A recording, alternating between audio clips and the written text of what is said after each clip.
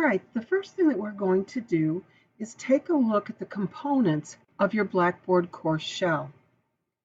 You will see here on the left the title of your course, and this one's called Blackboard Training Course Basic.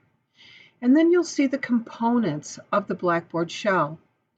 There are a lot here, and some we're going to use and some we won't, and some we'll modify.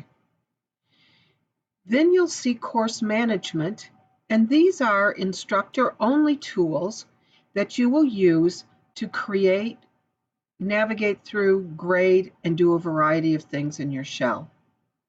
So let's begin at the very beginning. We call this the control panel. Here in the control panel, the first thing that you're going to see is announcements. And you're going to want to send several announcements to your students. So let's take a look at how to create an announcement. It's very simple. You click on Create Announcement, and you give the announcement a subject. I like to send a welcome announcement to my students, and this happens to be CSS 100A is the course that I'm teaching. So you can see I've sent welcome announcements to my students many times. In my welcome announcement, I am going to tell them that I'm glad they're in class and I look forward to seeing them the first day. Now notice that I don't see a cursor here in the box. And if you look over here, you'll notice that the bar has been slid down. So sometimes people will think, oh no, I can't type in the box. Just take a look here in this area and make sure the bar is at the top. So now here we have a blinking cursor and we can type our welcome announcement. And of course, I would include details about when and where the class met and any pre-class announcements that I would like to make to them. And then we move down to this area. Now, typically, I leave my announcements up until I'm done with them. You can date restrict an announcement. We'll talk about date restrictions a little bit later. But right now we're going to say that the announcement's not date restricted. And what that means is that it will show immediately to the students and it will stay until I change that duration restriction. Then I move down and I can look in this section where it says email announcement. If I click this, then every student in my gradebook is going to receive an email of this specific announcement.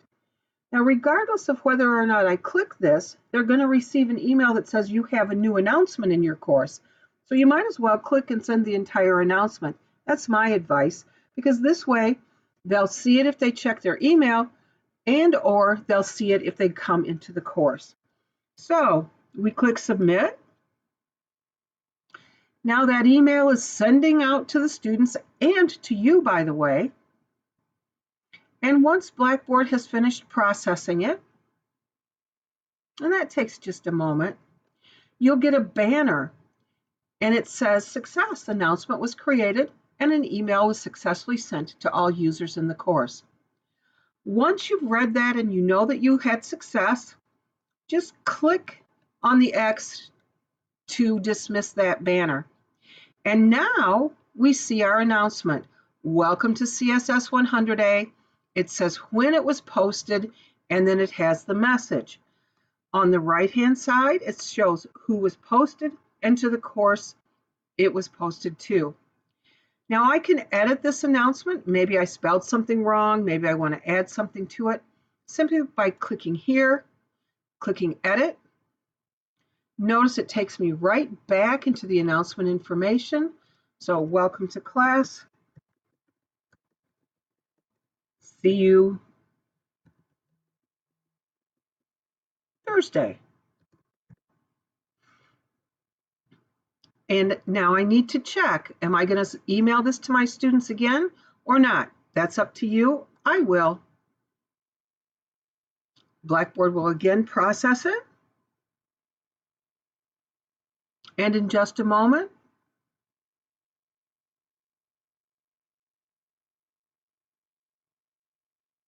we get the success banner. We'll dismiss that. and then we see the new announcement. So that's how you post an announcement to a class. This is Linda, and stand by for Learning